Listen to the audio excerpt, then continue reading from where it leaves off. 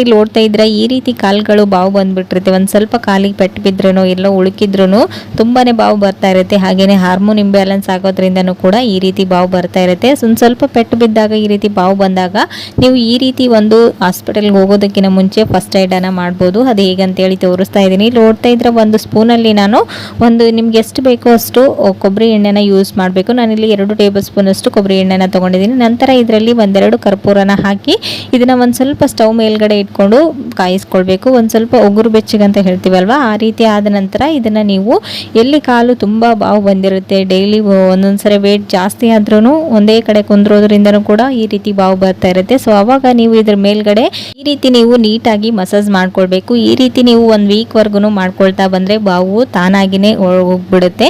So ಇದರಲ್ಲಿ ಕರ್ಪೂರ ಅಂಶ ಇರೋದ್ರಿಂದ ಇದು ಬಾವನ್ನು ಕಡಿಮೆ ಮಾಡುವಂತ ಒಂದು ಕೆಲಸವನ್ನ ಮಾಡುತ್ತೆ. ಸೊ ನೋಡ್ತಾ ಇರ್ಬೋದು, ಈ ರೀತಿ ನೀಟಾಗಿ ಮಸಾಜ್ ಮಾಡಿದ ನಂತರ ಇದನ್ನ ನೀವು